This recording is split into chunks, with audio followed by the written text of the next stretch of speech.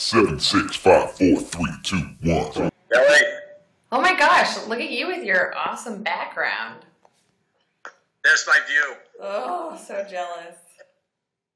Yeah, well, you'll get there. Okay, so we can talk about how painful it was, but you knew it was going to be painful. I don't think I did. No? No. You didn't know how painful it was going to be, huh? I knew it was going to be painful, but I didn't expect it to be painful from like mile 3 to the end. Right. Like it was, Sounds like I faster couldn't than you get were- present to save my life. Like it was, like I literally spent the entire race like just repeating stuff to myself, like go, go, go. Nope, we're not stopping. Nope, nope, go. Yep, nope. Here we go. Don't quit. Like the whole time. That's totally in the moment. I mean, that is totally in the moment. But I've had races where like you blink and you're like, you wake up at mile 9 and you're like, let's go. And then you fire up the cylinders and everything hurts, but you're like, I'm moving, I'm grooving, it's happening. And then you cross the finish line and you're like, yes. Were those good races? Did you have good times in those? Yeah. Okay. So this wasn't like that at all. No. And I think it was the heat and humidity for sure. Because I went into it like totally excited, ready to have a great time. Little tiny bit nervous, but like good nervous and like really like stoked to like go. And I ran a smart race. And you ran a good race. I mean, for those conditions, it sounded like that was a reasonable time. Yeah, I'm proud of the time. I'm happy with the time. There's no way I could have done that for 13 and a half or 0.1 more miles at all. Right. But you also didn't have to. I mean, you weren't expecting to either. So, I mean, at Chicago, you're going to run 26.2, and you'll be in a different mindset there too. That's true.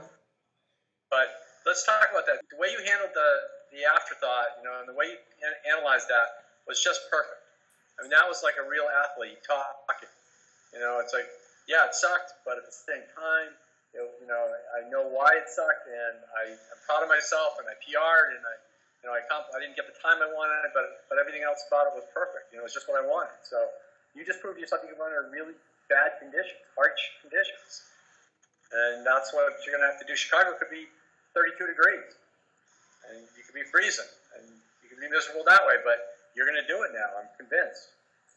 I feel better now that it's like a couple days have gone by, because like in the moment, I did have this conversation with myself. There was like 3 times in the race where I really wanted to just like walk for a minute because it was just like so miserable. And I did have that conversation where I'm like, absolutely not. Like, this is going to be over soon.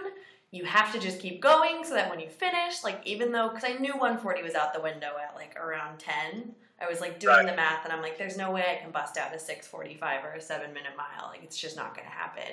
So about the only thing that I can suggest that you might change or try, and you can try this in practice the next time you're in one of those moments where I'd love to just quit right now, but I'm not going to because I want it's PQ or bust, and that's just what I'm going to do, is go back to the process. What do I need to do to keep going? It's lengthen my stride. It's lower my shoulders. It's take a couple of deep breaths. It's, get myself to think about the things that make me run well in that moment, as opposed to, this sucks, but I'm not going to quit. This sucks, but I'm not going to quit. That's an okay mantra, but an even better one would be longer strides, shoulders down, breathe, move your arm, whatever it is that you need to remember to do when you run well. If you can just shift to that, get through this hurts, but I'm going to finish on nothing's going to stop me because I don't want to have any regrets, and now I'm going to get faster. I mean, you actually probably, maybe you didn't, but my guess is there's another gear there that you'll find when you need it. I was just annoyed that, like, because normally when I'm, like, in pain, I can find a way to have fun in that, Right. And I just couldn't do it, and I think that's part of the reason why I was suffering so much, and, like, why I couldn't kick that next gear to even shave 10 seconds off my time, like, at least in that last half mile, Right. But it was so, like, just get to the finish line. Like, it was a death march. That's how it felt. Somebody, where was it? Was it Josh? Was it you and Josh that were talking about this? about, in the middle of it, picking up the cadence just for a few seconds, for half a mile or something? That's what he was trying to have me do. So I stayed. Wanted me to just like take the first 3 miles to just get going, run according to feel, run slow, and then pick it up a teeny bit until 6.5. And so he wanted me to get to 6.5 in like 51 and change, which I nailed. I think I was like a teeny bit fast. But once I hit that, I was like, shit, like there's no way.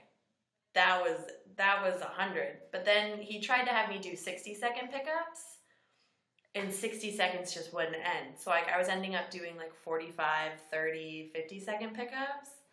And I was just like you can read my heart rate. It's like, I spent like an hour and 20 minutes in like the highest of the high.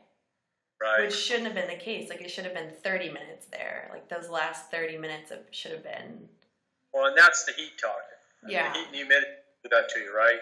So, I mean, your body's working its ass off to cool, and, it's pumping extra blood, you're sweating more, you're trying to do anything to cool off, and that's where the extra heart rate's coming from, probably. Yeah. It was hard. It was, like, I finished, and I'm like, bust is looking real good right now. I'm like, I did the training. I feel great. I don't even want to do Chicago anymore. Like, that's how I walked off. I was like, I'm good. I'm good. What about today? Where are you at today? I'm back to it. Like, I'm excited about Chicago again. But, like, that day, like, I spent the rest of the day, like, I bit all my nails off. Like, I was, like, really stressed out. I noticed, like, it definitely taught me that I have been pulling back or holding back a lot in training runs. Right. I've never been to that place yet. I've pretended to go to that place, but I don't think I've ever been there. And I can only tell you that it will either get better if you keep going there more often, or you'll just decide this is not for me completely. But I don't think that's going to happen to you, not at least until after Chicago. Yeah. But I think you need to go there at least a couple more times so that if it happens halfway through Chicago, you go, been here, done this, know what has to happen next, I can get through this. I think it was just really shocking. And I think I've known that place exists and that I've, like, helped myself not get there.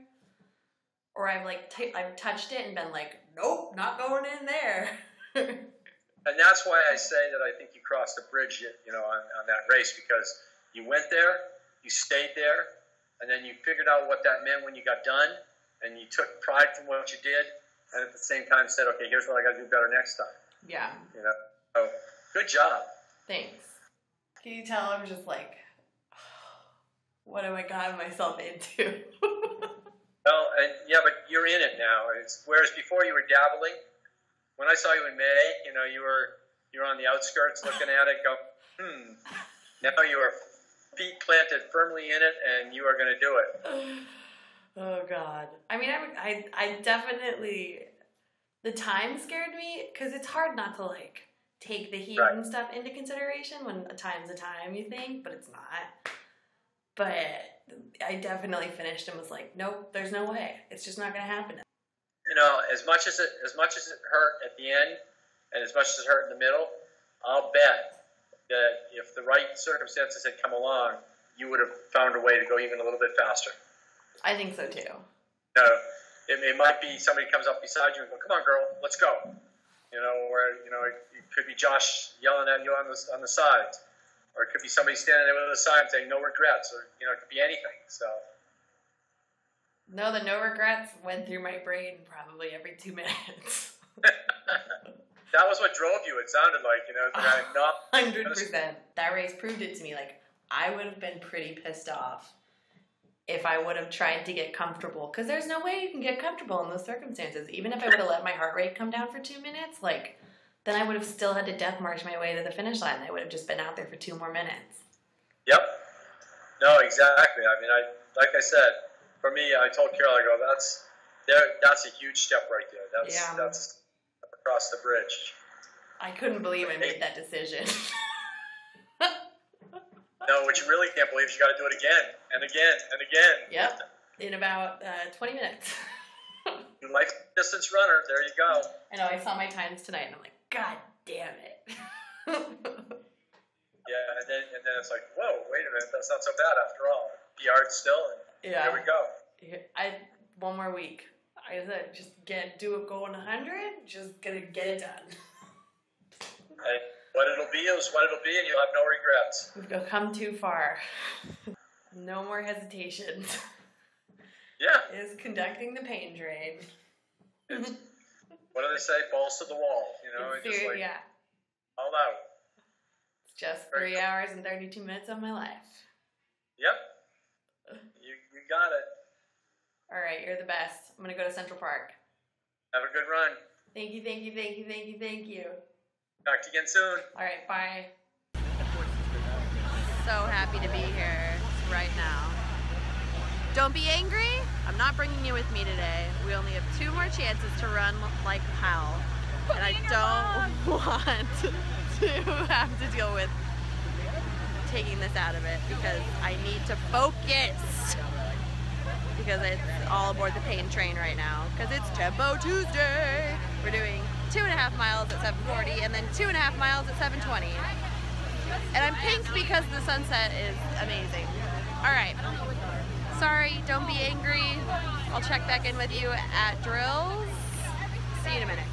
I don't want to brag, but production for BQ or Bus has skyrocketed, and they brought in all these lights, and it's really embarrassing, I know. So professional. The lighting is so good here.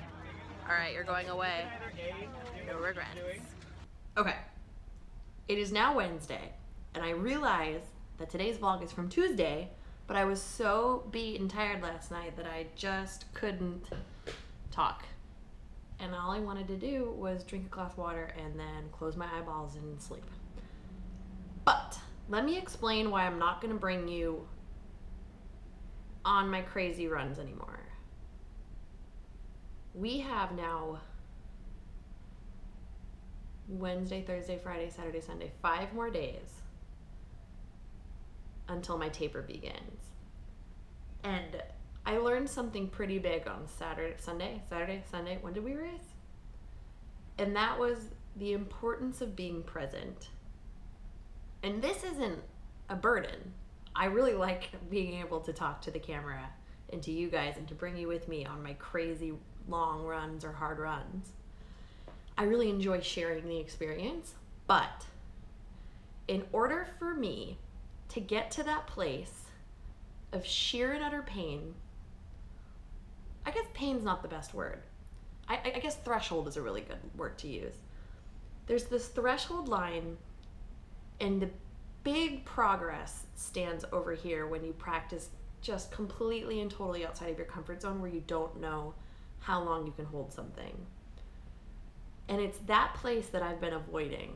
I've hit it before, you've seen me hit it, and I'm like, don't need to go there. So I go just till the line, and I stay there, and I let that be my gauge of when I need to pull back instead of pushing past it just for 10 seconds, 30 seconds, a minute, however long I can go. And I realized that on Sunday during the Philly half, that in order to hit this goal, I need to learn really quickly. I mean, I have 5 days to do it. To trust myself in that place. Not to panic and say it's not worth it, but to say, yes, we're doing this. And then to have fun and feel grateful in that place, which is really, really, really hard. So that's why yesterday I didn't bring a camera, because I think every time I put a camera in front of my face, I immediately revert to my to a comfortable pace so that I can talk and so that I can think of how to tell the story and how to communicate what's going on. So Thursday you won't see me at the track. You'll see me before and after. And I don't know what we'll do on Saturday. I don't know what my long run is. Josh doesn't tell me ahead of time so that I don't freak out. And especially this weekend because I have a long run on Saturday and then a 10-mile race on Sunday. This week's going to be a big week. We're in no regrets territory. So we are going 100% balls to the wall, everything we can in the time we have. But I need your patience with me on this one, because I know that if I don't spend time befriending the pain train, I I'm gonna suffer in Chicago. Like, I need to figure out how to have fun in that place without the camera. I don't know what we're doing for Chicago yet. Like, I don't know what we're doing about camera. I have ideas, and I have people who are jumping in. So, like, you'll be there, but I don't know if we have I don't know. It's just time to say yes and to really feel grateful that I have this opportunity to, like, put myself to the test and to have fun. Because, like, at the end of the day, I need to have fun. If I don't have fun and if I don't enjoy the pain, like, it's not going to be worth it, you know? So it's a balance. But I just wanted to explain why I didn't bring you with me last night and why I put my phone away. Don't be mad. But it has to happen. I mean, we have less than, 18 days? 19 days? Until Chicago, and I have to go 100%. I just have to. We're almost there. We're almost there. We're almost there. All right, this was an incredibly long vlog. I'll see you today, which is tomorrow. Oh.